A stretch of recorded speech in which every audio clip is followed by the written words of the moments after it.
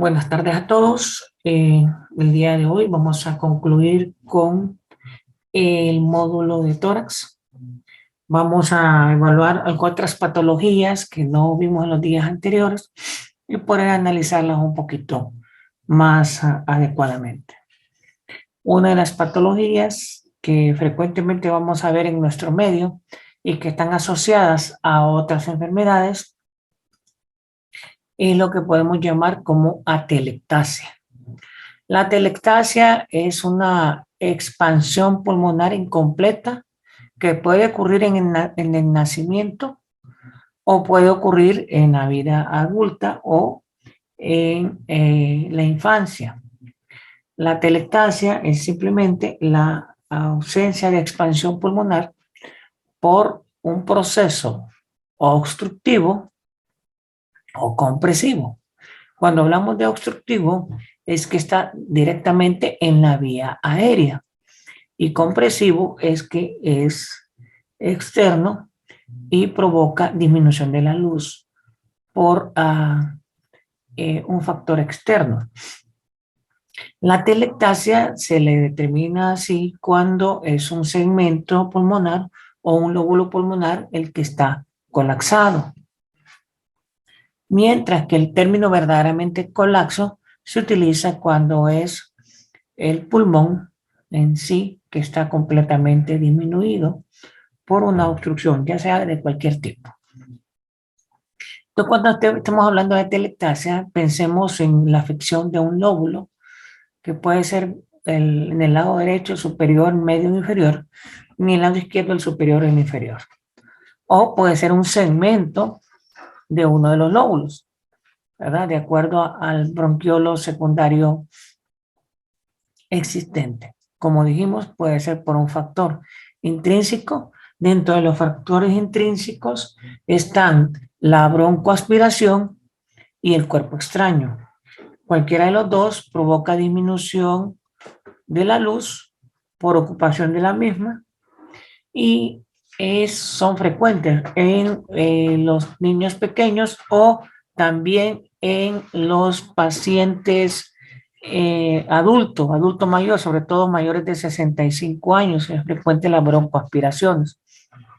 Es importante que nosotros tomemos en cuenta la existencia de estas enfermedades porque sobre todo en área pediátrica nos van a venir con mucha frecuencia pacientes con dificultad respiratoria súbita, retracción costal, ligera cianosis, y lo primero que hay que pensar en un niño pequeño es o cuerpo extraño o broncoaspiración.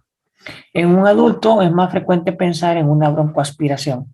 Entonces es importante determinar estos factores para determinar la existencia de esta enfermedad.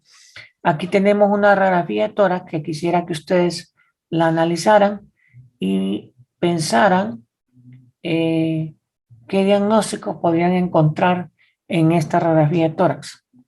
Estamos experimentando.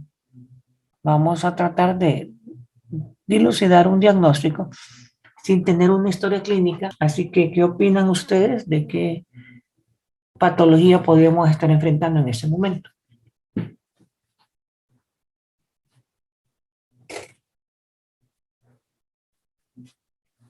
¿Qué piensan? De acuerdo a los hallazgos o lo que miran ustedes en esa radiografía.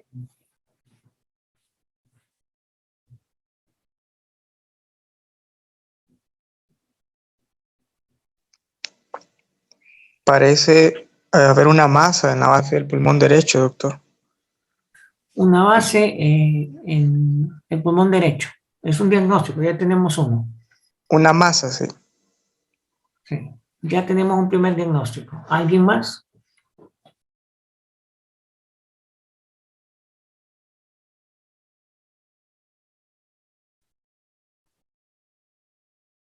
¿Otro diagnóstico?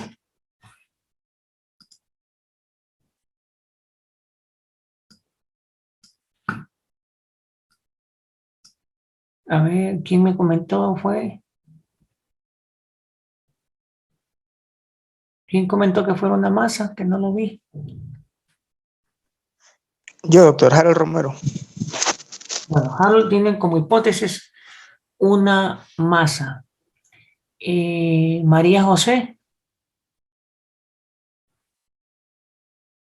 Am, no estoy segura. Quizá un implante de mama. implante mamario, es otro diagnóstico. Ok, ¿quién es Moto G? Liana, doctora. Doctor, pero Liana, bueno, ¿qué piensa usted? no lo escucho, doctor. ¿Qué piensa usted que puede hacer? Creo que un tumor, doctor. No sé si estoy segura, pero tiene desviación de la columna. No, Desviación de la columna. sí. Ok, ¿y el tumor de dónde puede ser? Mm, mm, mm. Ahí no le sabría decir, doctor. Usted piensa que hay un tumor y que tiene desviación de la columna. Ok, Daniel, Yo concuerdo con la compañera de una masa o un implante en la mama, porque con lo que usted nos dijo que hay que evaluar el continente ujú, y aparentemente es una femenina.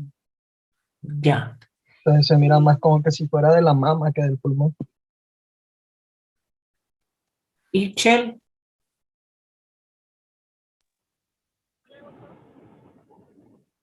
¿Qué piensa que puede ser? No le escucho casi.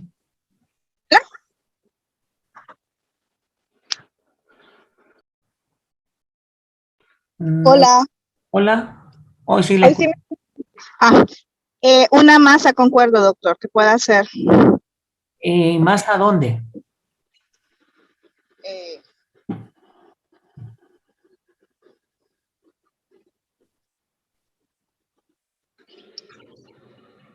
ah,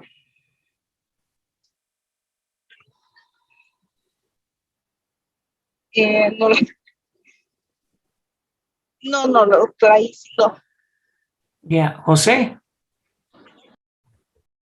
Parece una masa a nivel de la mama, doctor, y tiene bordes bien definidos y como radio opaca. Pareciera como que fuera un implante.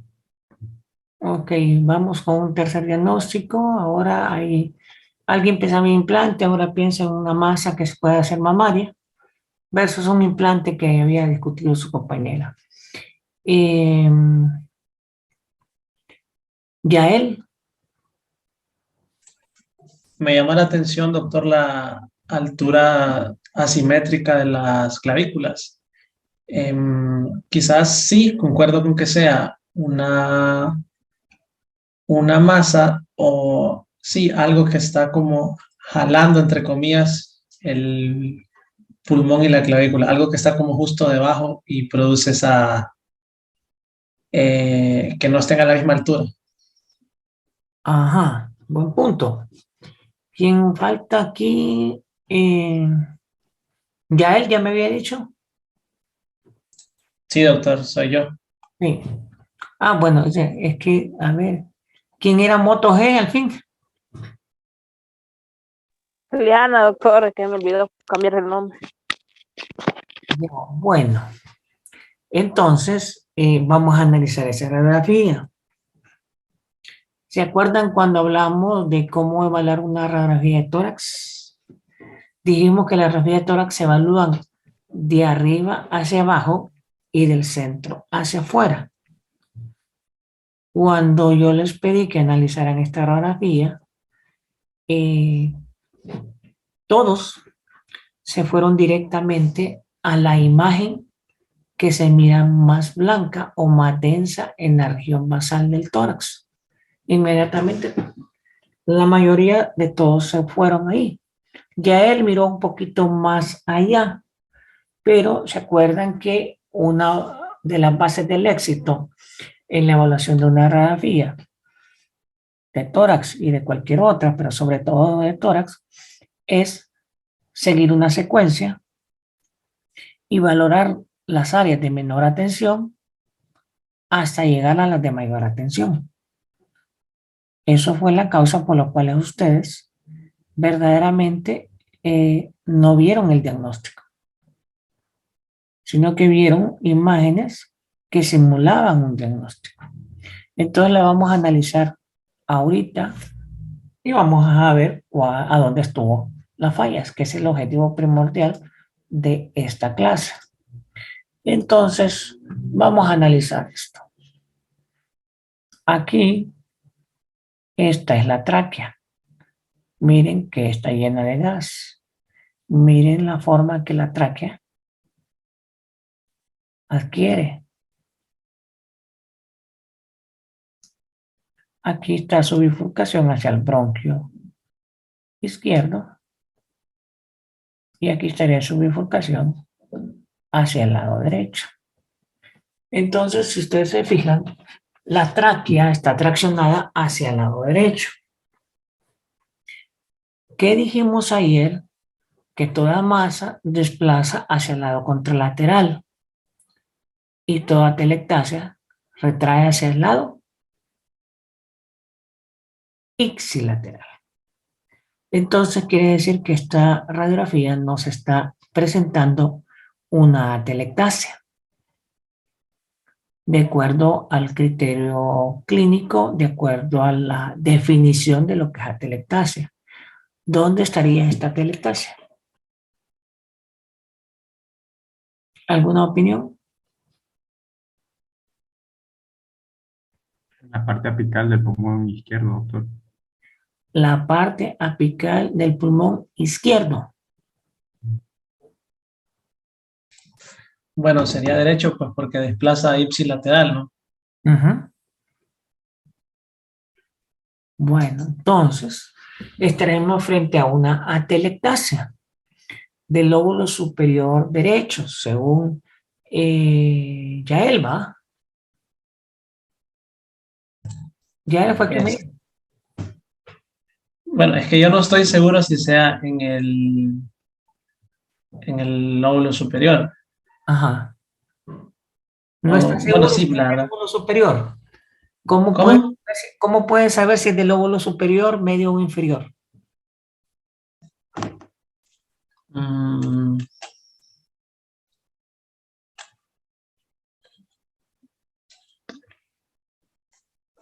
por si es radiolúcido o radiopaco, doctor.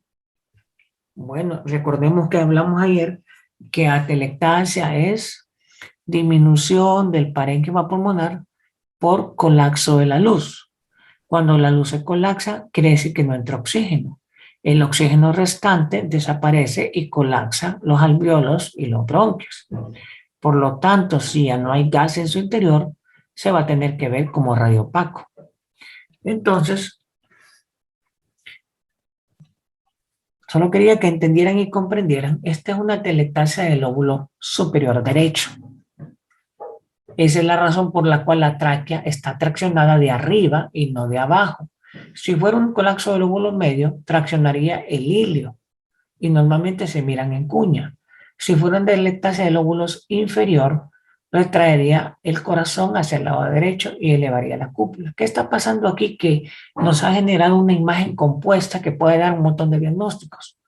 Tenemos un colapso del lóbulo superior derecho completamente. Como aquí, justamente, vamos a cambiar el color. Aquí, justamente, por aquí, sale el bronquio superior, el cual está completamente obstruido. Al obstruirse, los bronquios y los alvéolos de aquí se cierran, se colapsan, que provocan inmediatamente elevación del lóbulo medio y el inferior lo elevan hacia arriba porque esto se redujo de un solo. Por eso es que ustedes miran que los espacios intercostales de aquí están disminuidos en comparación al lado izquierdo. Seriamente disminuidos porque por el colapso del lóbulo superior. Este colapso del lóbulo superior traccionó el lóbulo medio para hacia arriba, el lóbulo inferior hacia arriba. Juntamente con ellos, se vendrá la cúpula diafragmática. ¿Qué hay debajo de la cúpula diafragmática? El hígado. Por lo tanto, el hígado se va hacia arriba también. Si se va hacia arriba también, la mama que está aquí, que es, vamos a cambiarle el color, a poner un rosadito. Este es el borde de la mama. Y aquí está el borde de la otra mama, que son simétricas. Como el hígado se fue para arriba y el hígado es completamente sólido, al pasar los rayos X, la densidad del hígado y la densidad de la mama hacen que la mama se vea más densa de lo normal, y como la cúpula diafragmática está arriba, todo el hígado está también acá arriba, entonces la mama se mira completamente densa y simula que puede ser una masa de mama o un implante mamario. Pero ustedes tienen que fijarse dónde está la cúpula. Está completamente elevada. La tráquea está desplazada solo en la parte superior, la inferior no. Entonces, ¿dónde está el colapso? El colapso es exactamente este que están viendo aquí, ¿no? Que es más blanco que el resto. Entonces, ese colapso provoca tracción de estructuras. ¿Cómo se traccionó las costillas? Ese traccionamiento de las costillas hace que se desplace también la clavícula. Ese desplazamiento de la clavícula cambia el posicionamiento del tórax y hace que la columna pareciera que tuviera una escoliosis. Pero todo es efecto secundario de la telectasia del lóbulo superior. Entonces, como ven, no es fácil solo dar un diagnóstico como una radiografía. Necesitan un examen físico para ver que hay disminución de los espacios intercostales. Necesitan un examen físico para ver que hay retracción. Necesitan una historia clínica para saber cuánto empezó la dificultad respiratoria, si fue súbita o no fue súbita, si fue asociado a atragantamiento o no, si fue en la noche o fue de día. Todo eso son factores que les dice a ustedes si están frente a una broncoaspiración, un cuerpo extraño, que es lo que le puede dar un colapso agudo como es este. Es un colapso agudo porque los lóbulos medio inferiores se fueron para arriba de un solo. Si fuera crónico, ya se hubieran expandido el lóbulo medio e inferior y hubieran bajado la cúpula diafragmática. Entonces esto es un evento agudo. Y la radiografía solo complementa el diagnóstico que hacen clínico radiológico. Entonces, nuevamente es importante tener un contexto clínico para poder identificar algunas patologías como estas. Y como ven, ustedes empezaron a presentar otros diagnósticos que no eran reales, pero que se lo simuló la imagen por el desplazamiento. Entonces, nuevamente, hay que correlacionar un hallazgo radiológico con una historia clínica. Esto es lo que describimos hace poco como atelectasia. Aquí tenemos un colapso pulmonar. Si ustedes se fijan, la tráquea está aquí, pero está recta, pero desplazada hacia la derecha. Y si ustedes se fijan, todo el lado derecho está blanco y los espacios intercostales de este lado son más amplios que de este lado. Además, esto es radiolúcido, esto es radiopaco. Esto es un colapso pulmonar. Hallazgos clínicos van a ser disnea, cianosis, ausencia de vibraciones vocales que no van a ver aquí. Al percutir va a haber una matidez, no habrá ruidos respiratorios y habrá retracción de los espacios intercostales. También agreguemos desplazamiento de la clavícula compensatoriamente. También va a haber escoliosis con concavidad derecha como mecanismo subsecuente del colapso pulmonar. Pero todo tiene que ver con una historia clínica.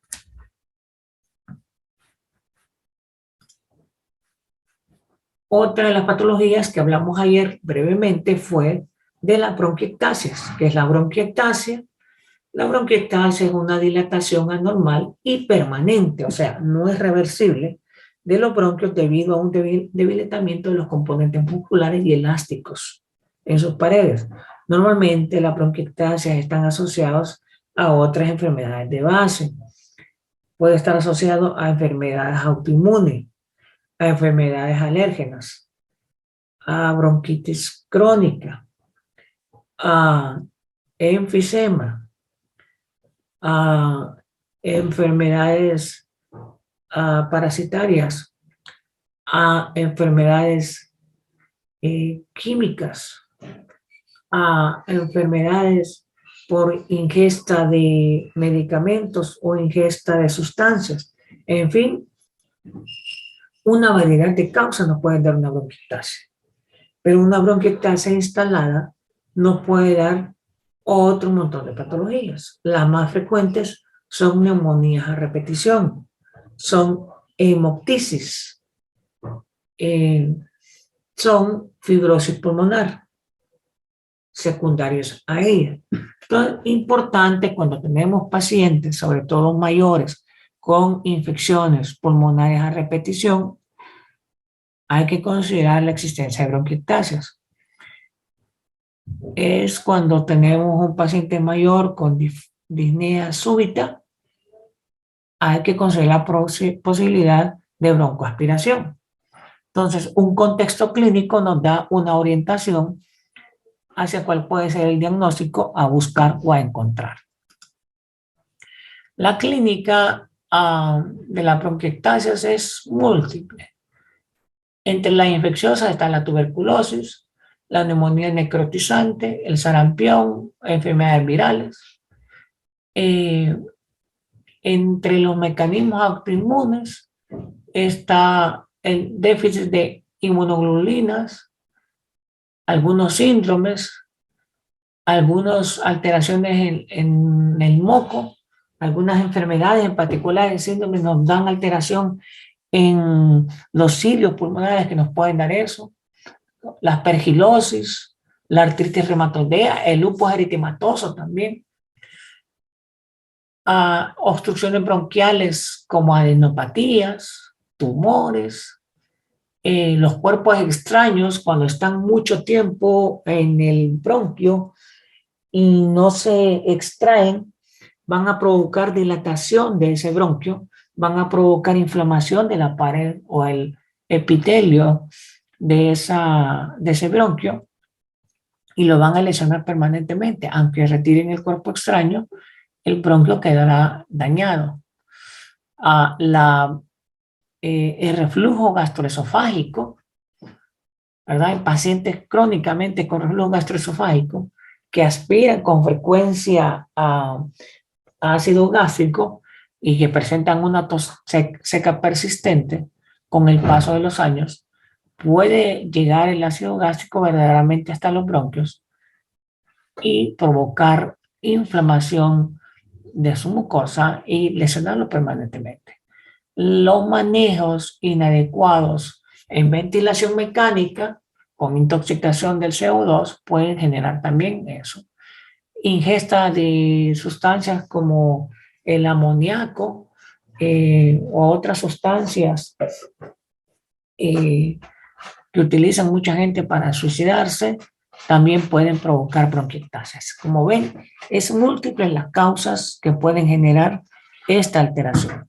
Aquí tenemos imágenes tomográficas.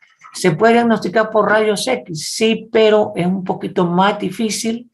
Es más fácil identificarlo por tomografía. ¿Cómo se ven las bronquiectasias? Se ven como imágenes en anillo con un pendiente periférico. Entonces, esta se llama imagen en sello de anillo. Esta imagen es característica en los cortes axiales, pero en los cortes longitudinales, donde está la bronquiectasia, se mira como un doble riel. Algunos le llaman rieles en tren o en tranvía. Y esa alteración es permanente.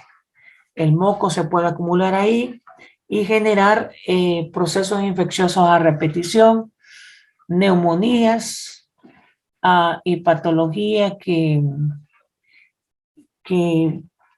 generen más destrucción pulmonar.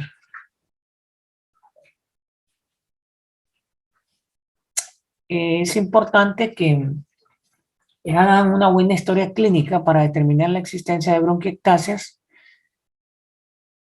porque si no se diagnostican, estos pacientes son maltratados.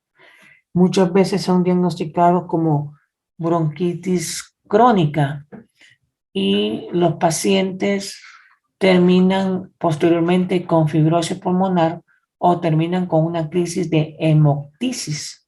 Entonces es importante hacer un buen diagnóstico.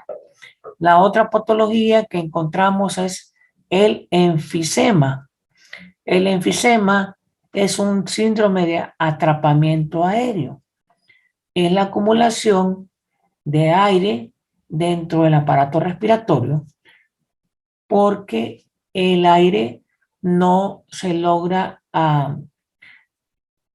absorber adecuadamente y en la expiración no se puede exhalar y eso va acumulando el aire en el pulmón y lo va extendiendo. Desciende los alvéolos, desciende los bronquios y esa acumulación expande completamente el pulmón y va dañando las paredes de los bronquios y de los alvéolos, generando fibrosis en el intersticio y creando imágenes saculares o quísticas dentro del parénquima pulmonar, y esas imágenes que se forman generan la clasificación del enfisema en varios tipos: centrilobular, pan-acinar o panlobular. Aquí tenemos una imagen tomográfica de un pulmón que tiene formaciones de pequeños quistes, pero también formación de pequeñas cavernas. ¿Cómo sabemos que son cavernas? Porque los quistes, estos no tienen pared, pero las cavernas ya tienen pared. Estas cavernas se pueden sobreinfectar y formar empiemas. ¿Cómo sabemos que es empiema? Cuando ya es una lesión con pared y llena de líquido. Cuando saben la pared de los empiemas es menor de 1 centímetro. Cuando sabemos que es un acceso, cuando forma nivel hidroaéreo y las paredes son gruesísimas y también hay alteración a nivel de la pared. Eso se convierte ya en un acceso pulmonar. Y a eso le agregamos toda la clínica que presenta un acceso pulmonar. Aquí tenemos otro estudio de un enfisema donde vemos múltiples quistes formando una imagen en panal de abeja periférico, pero ya tenemos algo más, un engrosamiento pleural. Ojo, esto es importantísimo en el estudio tomográfico, sobre todo cuando es las regiones apicales.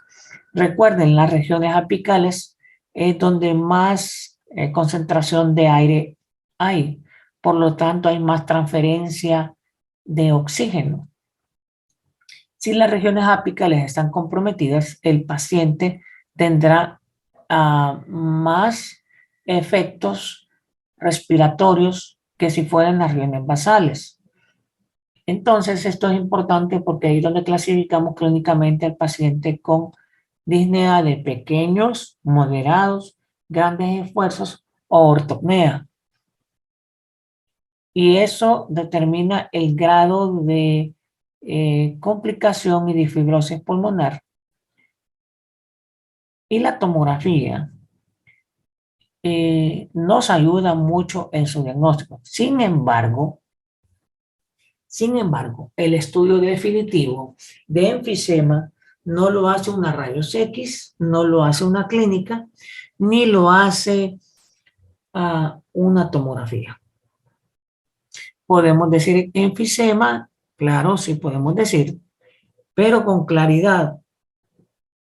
La clasificación en grado de enfisema nos lo da una espirometría, porque la espirometría nos mide la capacidad pulmonar y la necesidad o no de utilizar oxígeno externo. Y ahí es donde se determina si estos pacientes permanentemente tienen que tener oxígeno, si deben de dormir con 3 almohadas o no, y toda una serie de requerimientos para evitar que el paciente pueda morir espontáneamente por un paro respiratorio secundario a un enfisema. Entonces, en este caso, estamos ya cerca de la parte superior de los ápex. Aquí se saca un cuadrito y aquí se logra ver el engrosamiento pleural con las imágenes en panal de abeja que muestran la afección pulmonar. Aquí otra imagen, lo que se miraría si miráramos un pulmón enfisematoso, ¿cómo lo miraríamos? ¿Cómo lo miramos en fases iniciales? ¿Cómo lo miramos en fases tardías? Y cómo lo vemos ya con fases cicatrizales. El enfisema es irreversible. Las complicaciones del enfisema pueden ser múltiples, desde una simple neumonía hasta un paro respiratorio. Importante la edad en estos factores, ya que nos determina pronóstico. La otra patología que se ve frecuentemente con radiografía convencional es la neumonía. La neumonía simple y sencillamente es la ocupación de los alveolas por tejido mucoso con acúmulo de bacterias y desechos, y a la vez tejido provocado por el sistema defensivo del cuerpo. Todo eso se traduce como pus, como lo dice la gente, y los alvéolos se acumulan de pus y eso genera más atracción de macrófagos provocando destrucción alveolar. Por eso es importante cuando tenemos una neumonía tratarla lo más pronto posible para que la recuperación bronquial y alveolar sea satisfactoria. Entre más tiempo se tarde, más daño va a haber y aunque exista reparación, puede existir fibrosis. Ojo, las neumonías tienden a complicarse en los pacientes menores de 2 años y mayores de 65 años. Importante, una neumonía con derrame pleural es una neumonía complicada y el pronóstico es reservado. Por lo tanto, hay que tenerle mucho cuidado cuando tengamos un paciente con una neumonía asociada a un derrame pleural. Sobre todo en estas edades menores de 2 años y 65 años, porque pueden ser altamente mortales. Importante, el derrame pleural es el acúmulo de líquido fuera del pulmón. ¿Se puede evaluar un derrame pleural en una radiografía de tórax PA? Sí, siempre y cuando la cantidad de líquido acumulado en el pulmón sean más allá de los 160 cc. Si es menos de 160 cc, no se mirará un derrame pleural en una radiografía PA. Se puede ver en una lateral, pero no en una PA.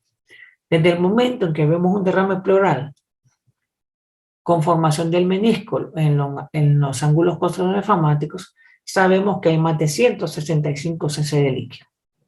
Ya nos está diciendo la cantidad aproximada que hay. El menisco es lo que se forma en el ángulo costronefragmático cuando se borra la imagen y se forma una imagen con curvatura hacia abajo. Aquí tenemos lo que microscópicamente miraríamos como una neumonía, los alvéolos llenos de pus. En una contusión pulmonar se ve exactamente lo mismo, pero aquí en vez de pus lo que hay es sangre. El antecedente en la historia clínica en una neumonía es que hay fiebre, tos y dificultad respiratoria. En una contusión pulmonar el antecedente más importante es trauma. Las imágenes radiológicas se pueden parecer, pero el antecedente en la anamnesis va a ser fundamental. Aquí ven una imagen de opacificación pulmonar secundaria a una neumonía. Ahora, El otro día hablamos de los patrones radiológicos y hablamos que hay un patrón alveolar, nodular, que son la misma cosa, que ese patrón alveolar es cuando los alveolos se ocupan por cualquier material, en este caso el pus. Pero hay otro patrón intersticial, que es cuando que ocurre entre un bronquio y otro bronquio, hay intersticio. La inflamación a ese nivel también provoca un patrón que se llama intersticial. La combinación de ambos se llama patrón mixto o retículo nodular. Cuando ya comprometen un bronquio más grueso, ya esa es un área de coalescencia, y cuando se pone completamente blanco, todo pacificado, es una neumonía instalada como tal. Entonces, en la imagen radiológica les da la progresión del proceso infeccioso. Ojo, las rayos X no deben ser utilizadas para evaluar la evolución de una neumonía, porque nunca van a ser correlativas. Ustedes pueden ver mejoría clínica en un paciente, pero no necesariamente van a ver mejoría radiológica. Pueden seguir viendo la misma imagen en el paciente, pero el paciente clínicamente está mejor. Así que no van a depender de una radiografía para saber si su paciente está mejorando o no. Su mejoría es sintomatológica y clínica. Si están disminuyendo los crépitos, los roncos, en comparación al inicio, ya les está diciendo a ustedes cuál es la evolución de su paciente. Entonces, por eso es importante que ustedes tomen en cuenta la clínica. Aquí nuevamente otro paciente con un patrón neumónico, nada más que este patrón neumónico es diferente al anterior. Al anterior, si ustedes se fijan, no está tan definido como lo está definido este otro patrón, pero que este patrón tiene unas líneas y tiene nodulitos. Este es un patrón retículo nodular y está localizado hacia el lóbulo medio. Ahora, es importante determinar si la neumonía es anterior, media o posterior. ¿Qué significa anterior, media o posterior? Anterior al corazón, a la par del corazón, o posterior al corazón. ¿Para qué sirve eso? Para que cuando el paciente sea egresado y se le haga una única radiografía de control, podamos saber completamente en qué segmento estuvo la neumonía y si quedó un efecto cicatrizal o no. Ojo, grandes problemas que tenemos con pediatría, que en pediatría muchas veces el paciente tiene una neumonía y le están pidiendo radiografías mañana, tarde y noche. Es una radiación innecesaria porque radiológicamente no va a ser concluyente con la evaluación clínica. La clínica es la fundamental para decir si mi tratamiento funciona o no. Solo cuando yo tengo combinación de antibióticos y no mejora, yo puedo tomar la decisión de complementar una radiografía inicial con una tomografía porque me puede estar haciendo un acceso pulmonar. Pero la clínica es la que me va a orientar siempre hacia dónde me voy a ir. Aquí tenemos 3 imágenes diferentes. Las 3 imágenes nos sirven para definir localización, características de la neumonía y su posición en relación al corazón. Entonces, en este caso en particular, tenemos una neumonía del lóbulo medio, porque aquí está el superior, medio e inferior. Este es el lóbulo medio. Tiene unas pelotitas redondas aquí, pero tiene unas líneas acá. Entonces es un patrón mixto o retículo nodular localizado en el lóbulo medio. Ahora tenemos que saber si es anterior, medio o posterior. ¿Cómo vamos a saber eso? Pues identificando el corazón. Aquí está el borde del corazón. Aquí está el borde del corazón que se pierde aquí Y aquí está el otro borde del corazón que se pierde acá. Todo el borde anterior del lado derecho del corazón no es visible. Si no es visible es porque la neumonía está anterior al corazón y tapa el borde del corazón. Entonces, es una neumonía mixta del lóbulo medio y anterior al corazón. En la radiografía del medio, aquí tenemos el borde del corazón, aquí tenemos el borde del corazón, pero aquí lo vemos bien, pero aquí el borde del corazón es más suavecito. Se puso más tenue que en el resto. Y aquí a la vez vemos una neumonía con un patrón redondeado. Una pelotita, otra pelotita, otra pelotita, y hay más chiquitas, y acá. Entonces, este es un patrón alveolar o nodular. ¿Localizado dónde? En el lobo superior y parailiar. O sea, está paralelo al corazón porque no pacificó completamente el borde, pero sí lo atenuó. Entonces, es una neumonía alveolar del lóbulo superior y parailiar. Este otro caso cambia. Ya es una neumonía alveolar, pero con coalescencia, porque ustedes ya no lo miran tan heterogéneo como aquí. Aquí se está poniendo completamente blanco, blanco. Entonces sabemos que es una neumonía. ¿De a dónde? Del lóbulo medio. ¿Y del lóbulo medio? ¿De qué parte del lóbulo medio? Medio, de su región posterior. ¿Por qué? Miran el borde del corazón. Aquí miran el borde del corazón, no tan definido, pero aquí sí lo logran ver. ¿Por qué lo logran ver bien definido? Porque la densidad del corazón es más alta que la densidad de la neumonía. Entonces el borde del corazón se define mucho mejor. Entonces, esta es una neumonía alveolar del lóbulo medio y en su región posterior al corazón. ¿Cómo lo identificamos? Simplemente con una radiografía de tórax y utilizando el signo de la silueta. ¿Y cuál es esa silueta? La silueta cardíaca, que nos hace ubicar hacia dónde y en qué posición está la neumonía. La caracterización nos ayuda porque si es alveolar, estamos hablando de que probablemente es una neumonía bacteriana. Si es intersticial y tiene fiebre y todo, estamos hablando de una neumonía probablemente de tipo viral.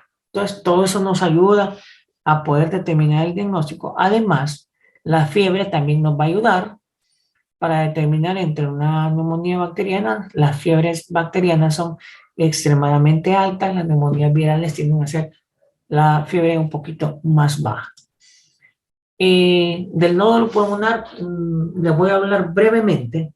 Hablar de nódulo pulmonar es dedicarle unas 3 clases porque es complejo. Yo les voy a hablar sencillamente que cuando miren una lesión a nivel de pulmón, lo primero que tienen que saber es si es mayor o igual a 3 centímetros, perdón, menor o igual a 3 centímetros, porque si es menor o igual a 3 centímetros es un nódulo pulmonar. Si es más de 3 centímetros, ya estamos hablando de una masa y es diferente. El protocolo, el manejo, el tratamiento es diferente. Entonces, aquí tenemos una radiatora con un nódulo pulmonar, un hallazgo incidental.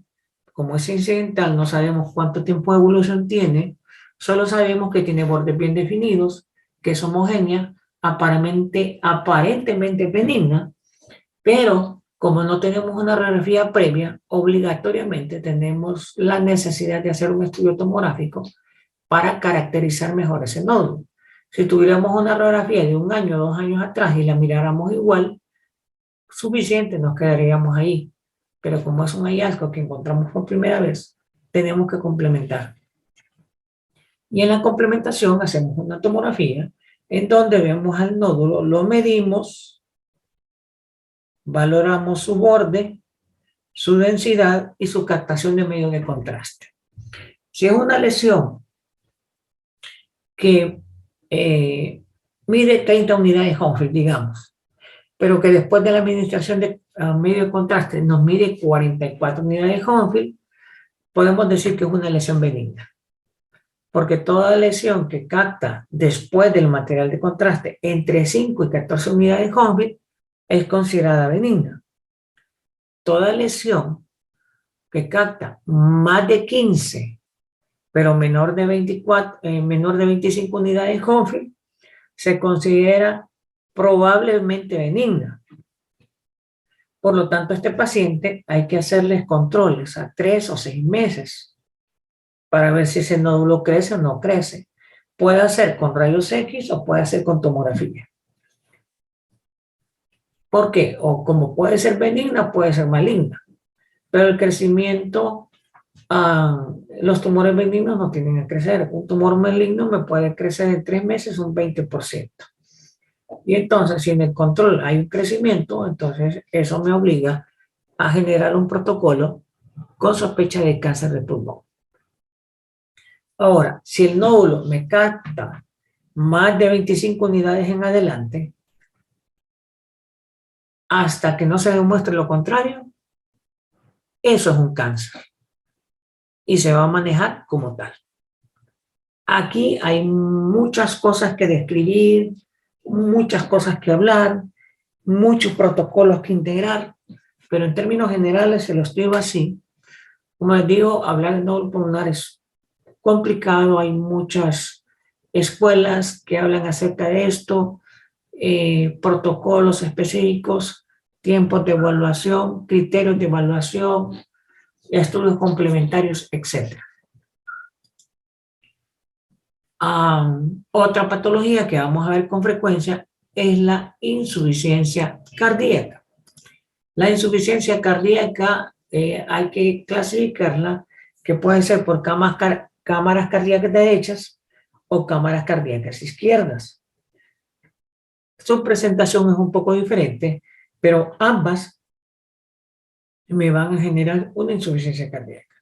Claro, las de cámaras cardíacas derechas no solo se asocian a afectación pulmonar, sino que también me afectan otros órganos, como ser el hígado. En este caso, me puede dar una esplenomegalia, una dilatación del sistema vascular venoso hepático, un aumento de la presión al valorarlo con un ultrasonido Doppler de las presiones de la cava superior, etcétera. Una serie de parámetros que me dan. Clínicamente me puede dar edema de miembros inferiores, distensión abdominal, etcétera. Radiológicamente, pues dependiendo del tiempo de evolución, de la agudización del factor, los hallazgos radiológicos van a ser variados. Aquí tenemos una radiografía en la cual se mira un ensanchamiento del tórax. Vemos prominencia de los helios pulmonares. Podemos estar hablando que tiene una insuficiencia cardíaca en este momento compensada. No se mira todo el tórax, pero aparentemente no hay menisco, por lo tanto no hay agudización. Recuerden, la insuficiencia cardíaca puede ser aguda o crónica.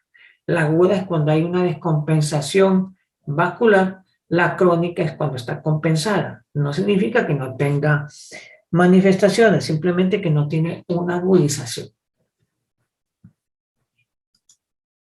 Recordando que la insuficiencia cardíaca da diferentes síntomas dependiendo de qué lado afectado sea, izquierdo o derecho. Puede presentar tos, fatiga, debilidad, desmayos o síncope, inapendencia o pérdida del apetito, incremento de la micción, o como el paciente lo refiere con sus palabras, necesidad de orinar en la noche con mucha frecuencia, que también se puede presentar en la diabetes mellitus también.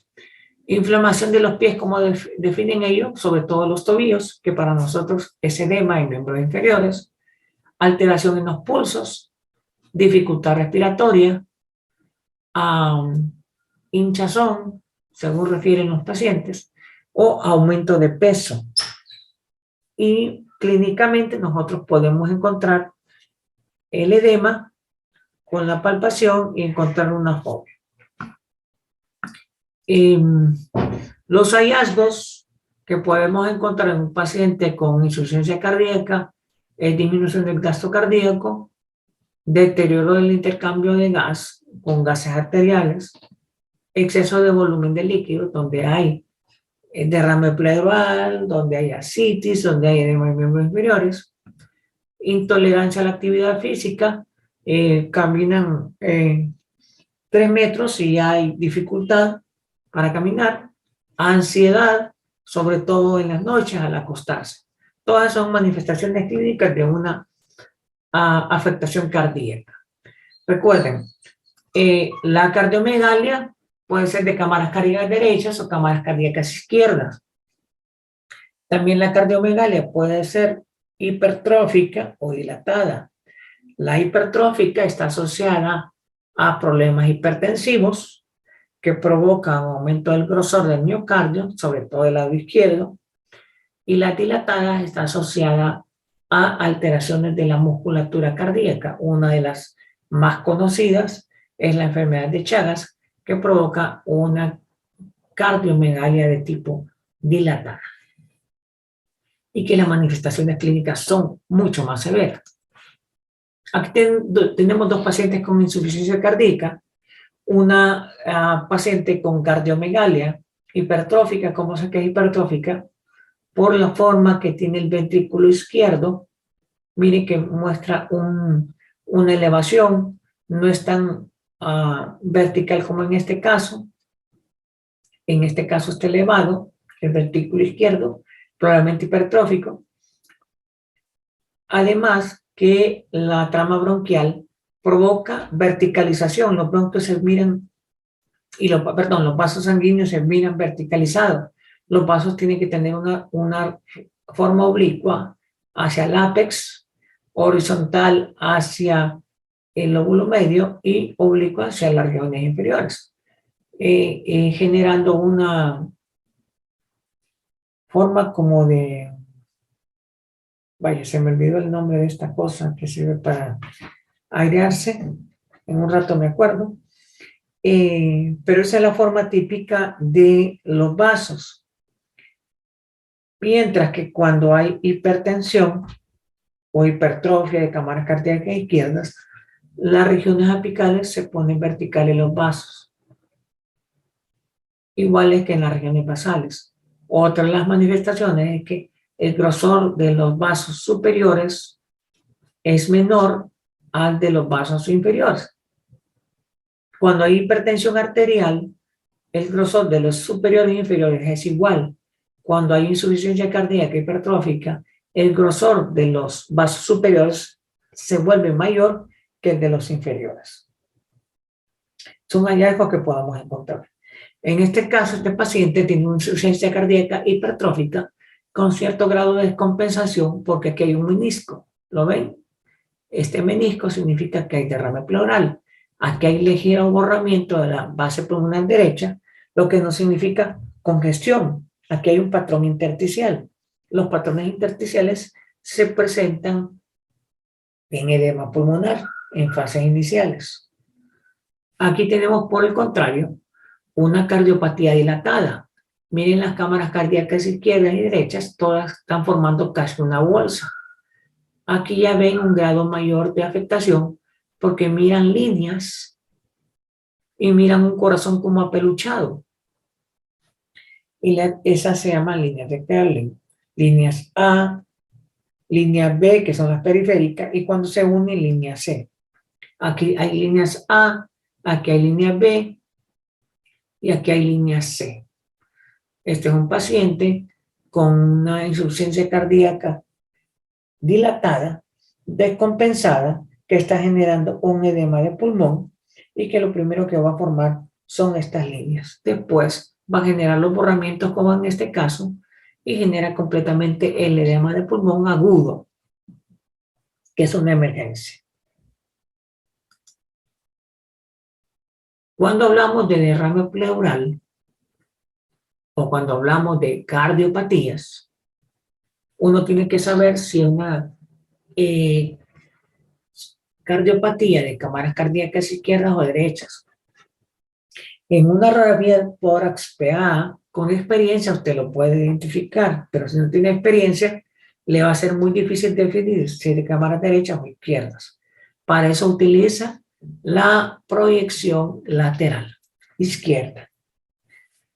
Existe un espacio que se llama espacio retroesternal, que es el espacio entre el esternón y el corazón. Cuando ese espacio se borra, se dirá que hay hipertrofia o dilatación de las cámaras cardíacas derechas.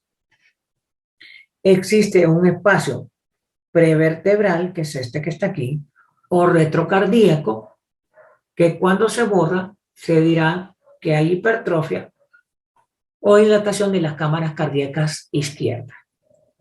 La proyección lateral le sirve para eso, para que usted pueda identificar qué cámaras cardíacas están afectadas. Si no tiene la experiencia en una PA. En esta PA sabemos que es de cámaras cardíacas izquierdas porque la punta del ápice llega hasta el borde y la forma lobulada del ventrículo no es la forma característica que debería tener. Miren el corazón en este lado, miren. Aquí se mira abombado, aquí no. Aquí solo lo que está demostrando es un engrosamiento pleural que puede ser por derrame localizado o por algún otro tipo de patología. Cuando tenemos un derrame pleural, con frecuencia van a solicitar radiografía de tórax y lo primero que preguntan es, ¿el derrame pleural está tabicado o no tabicado? Tabicado es que hay bandas de fibrina y hacen que el líquido no se mueva. ¿Se puede demostrar desde el punto de vista clínico? Sí. Cuando usted hace la percusión y la auscultación de los pulmones, al poner el estetoscopio percutir en la región basal, sentado el paciente, va a haber matidez basal. Si usted lo acuesta, la matidez tiene que cambiar. Los ruidos también tienen que cambiar porque el líquido se tiene que desplazar. Si persiste la matidez y la ausencia de los líquidos, de ruidos en la región basal, significa que es un derrame pleural tabicado. También se puede determinar por ultrasonido. El ultrasonido puede ver el líquido y puede ver los tabiques con mayor efectividad, pero también se puede hacer con rayos X convencional. Normalmente se utilizan tres proyecciones: una proyección PA, una proyección lateral del lado donde está el derrame pleural y una proyección en decúbito lateral. Esta es una proyección lateral, esta es una proyección PA donde se mira, no se mira la cúpula diafragmática, se mira un menisco amplio. Sabemos que el derrame pleural por lo menos es más allá de 300 cc, ¿no? Entonces queremos saber si este derrame pleural está tabicado o no. ¿Qué hacemos? Acostamos al paciente del lado derecho y tomamos una radiografía. Si el líquido se desplaza y el menisco lo forma aquí, aquí estaba el menisco, significa que el líquido de aquí se desplazó lateralmente y forma un menisco lateral. Entonces es un derrame pleural tabicado. Si esto no se hubiera formado, sino que persistiera acá, significa que estamos frente a un derrame pleural tabicado. Aquí imágenes de recordatorio de todo lo que hemos hablado, de la presentación de la tráquea, cómo se debe evaluar una radiografía de tórax de arriba hacia abajo, empezando por la tráquea, valorar si la radiografía está rotada o no está rotada, si es PA o AP, si está bien penetrada, bien inspirada, si está centrada. Todos son parámetros que le van a servir para saber si está frente a una radiografía óptima y se puede hacer un diagnóstico. Complementará, de acuerdo a lo que usted encuentre, con una tomografía, clasificando el tipo de patología para saber si es una tomografía en inspiración o expiración, de acuerdo a lo que usted encuentre en su historia clínica. ¿Tienen preguntas, comentarios, dudas?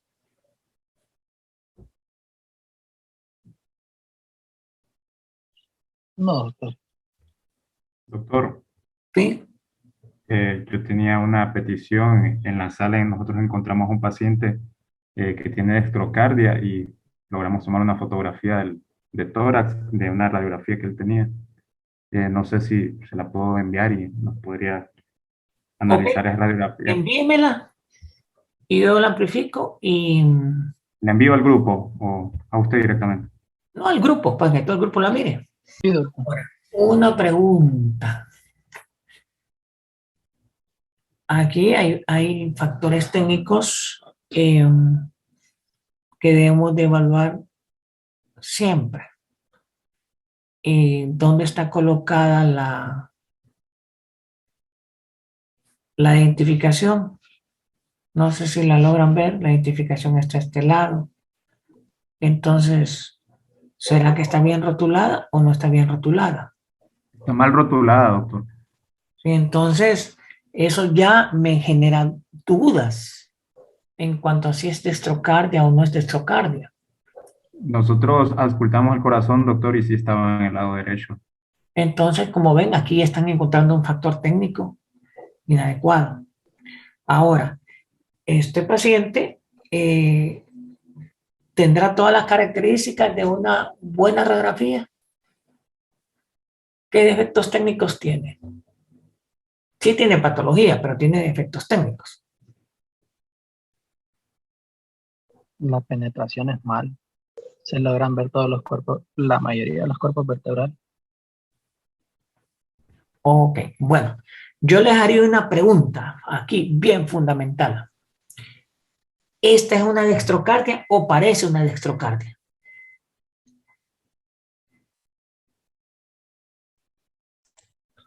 Pues dado por los errores técnicos, doctor, parece una extracardia. ¿Qué me dice que no es una dextrocardia?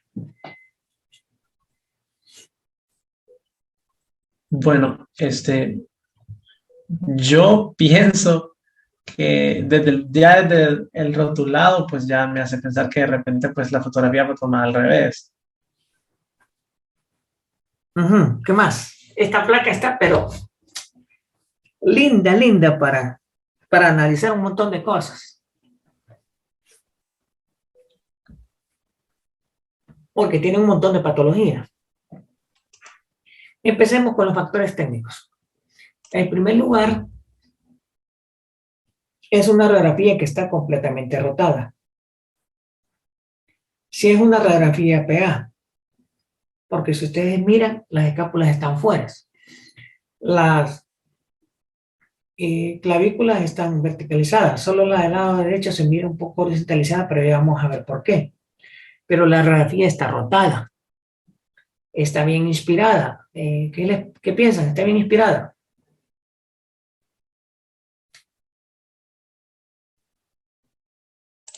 Yo creo que no, bien, no, doctor, porque se puede ver un poquito de radiopaco por las escápulas en los Está bien pulmones. inspirada. Lo que le pregunté ahorita, si está bien inspirada, no si está bien penetrada.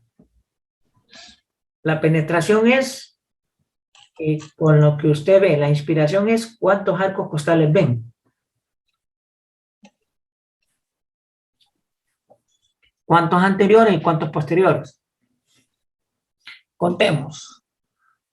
1, 2, 3, 4, 5, 6, 7, 8, 9, 10, casi el onceavo. Entonces está bien inspirada, muy bien inspirada. Pero pareciera que solo esté bien inspirada del lado izquierdo, ¿verdad? No así el lado derecho. ¿Cómo está esa tráquea?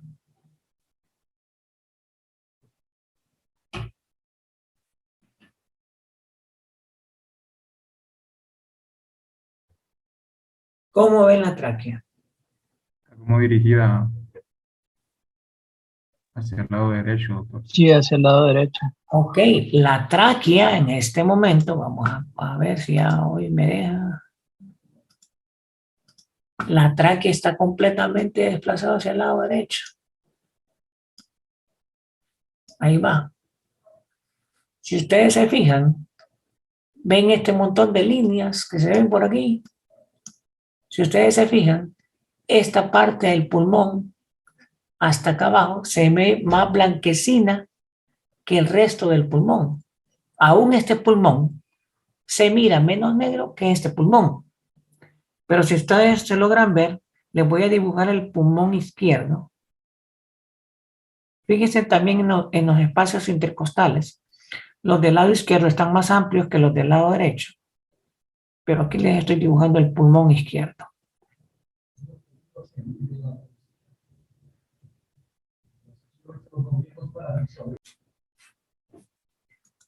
Si ustedes se fijan, les acabo de dibujar el pulmón izquierdo.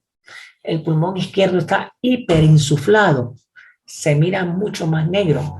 Y ven un pedacito del pulmón este que está aquí. Debería de ser recto. Pero este pedacito está metido hacia allá. Esto se llama herniación pulmonar. La causa por la que tiene esa herniación pulmonar es porque todo el lado del pulmón derecho está traccionado hacia el mismo lado derecho. Esa tracción ha provocado que traiga consigo mismo el corazón y los grandes vasos. En realidad, esto no parece ser una dextrocardia, porque si fuera dextrocardia y es una PA, ¿dónde está la burbuja gástrica? Aquí. Se ve más o menos aquí, la burbuja gástrica. Aquí se mira bien denso. Y eso significa que si está denso, aquí está el hígado. Por aquí va el colon, aquí va hasta el borde del hígado. Entonces, si fuera dextrocardia, la dextrocardia consiste en que todo se moviliza. Pero en este caso no. Ahora también existe el situs inverso, cuando todo se mueve, completamente todo. En este caso de dextrocardia, ¿dónde está el ápex? No lo veo. Lo que veo es que el corazón llega hasta acá. Todo el corazón. Si fuera una dextrocardia, el corazón debería de tener, por cierto, que aquí va el callado aórtico. El corazón debería de tener esta forma.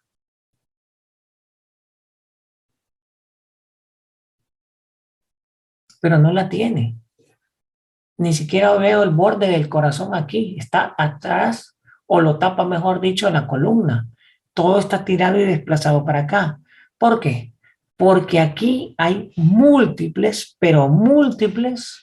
Voy a borrarlo para que no nos perdamos. Aquí, toda esta área de aquí, hay múltiples retracciones del pulmón. Esas retracciones están retrayendo también las cámaras cardíacas. Están retrayendo el ilio. Por eso la tráquea se mira traccionada también para ese lado. En otras palabras, este paciente tiene una fibrosis pulmonar derecha con atelectasias de tracción que jalan todo el corazón para el lado derecho. Y verdaderamente esta no es una dextrocardia, sino que es una secuela de un paciente con lesiones pulmonares previas. Habría que ver o investigar si este paciente no ha tenido TB. ¿Cuántos años tiene?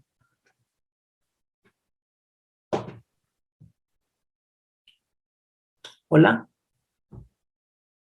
No recuerdo la exacta, pero creo que estaba en la cuarta década de la vida. Cuarta década. En la historia clínica.